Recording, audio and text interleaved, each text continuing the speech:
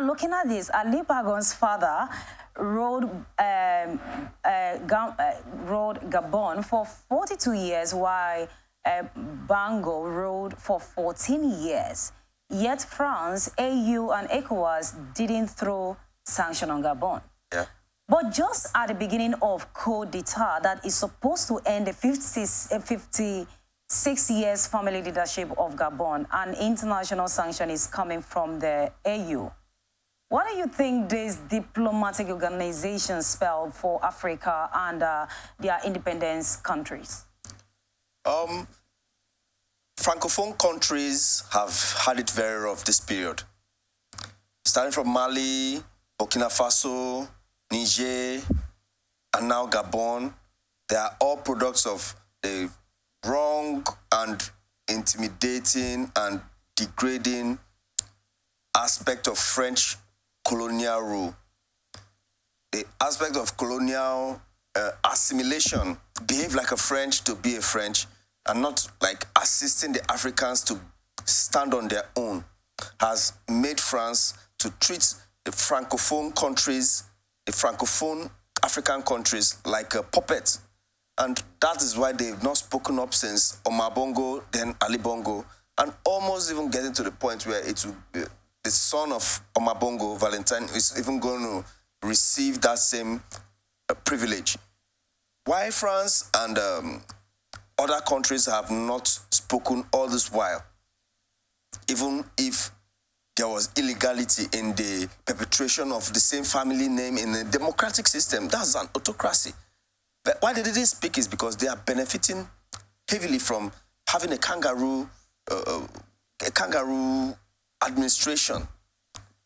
So if per se the coup, yes, we are not supporting the coup in Gabon, but at the same time, let us not forget the fact that France has not done well for their colonies, their former colonies in Africa.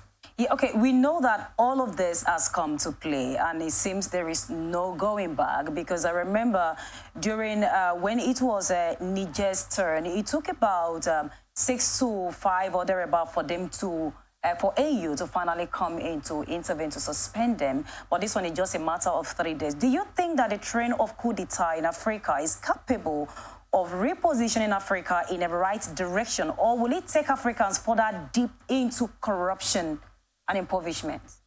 I still stand by my previous comment, like the military does not have any experience in administration of a country. The military does not have any course of study in any of their military colleges or in any of their military universities that deals with civilian administration of a country. The military should always remain in the position of internal and external security. If there has to be an intervention, it should be short and quick, and also call back the democratic system that is already in place. Although it is not very, very sound as in the Ali Bongo family, but that doesn't mean that other people, other civilians are not there that can run the country very well. You're saying that the military do not have any experience when it comes to ruling. This is not the first country, if you ask me. We have in likes of Mali and other countries that military are ruling. And of course, if you're doing something right, I should be able to come to you. I should be able to leverage on you. So don't you think if these people could stand without support of all these ECOWAS and AU and all of that, don't you think they are capable of also running their country?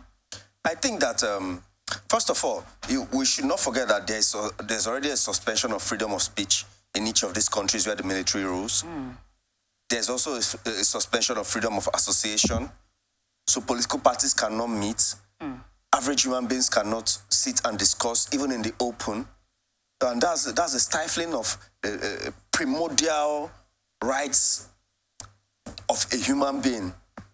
So no matter how good the military can be, so far as you do not have any right to speak, you do not have any right to associate with who you want to associate, it should not stay for long.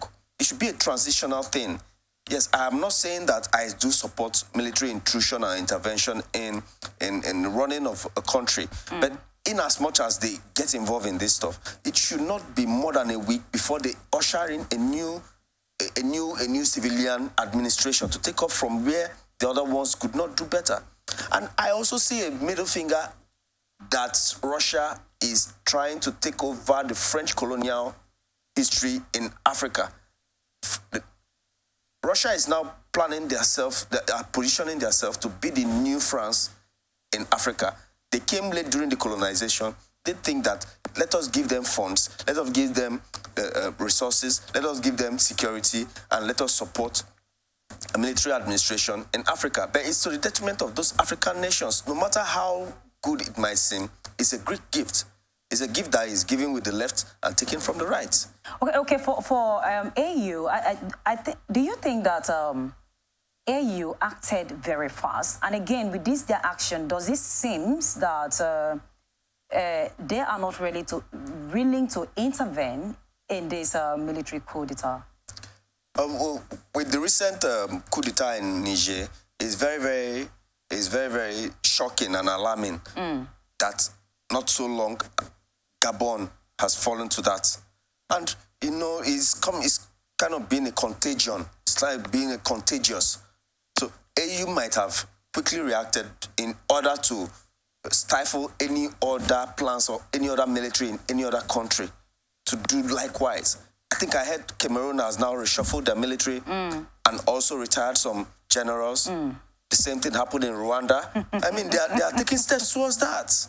And I mean, no matter how good the military system of government seems, it is not the best. It's very archaic. The world, I mean, with all the information we had at our fingertips, the military cannot be the solution right now. If not, Western Europe and Europe as a whole should have all still been military regimes. Okay, now we have, let's go back here. Ali Bongo's father ruled for over 40-something years. Yeah. And then equally we have Bongo ruling for years. Yeah. And Ali Bongo's father was being elected. Could it be that the autocratic power give room for one to rule for that number of years without coming to intervene? Because if you look at the statistics, we know that Gabon is a small country with a very rich oil country. But we have, despite the number of persons in the country, we have people that are struggling more than those that gain. But we do not. It's just like having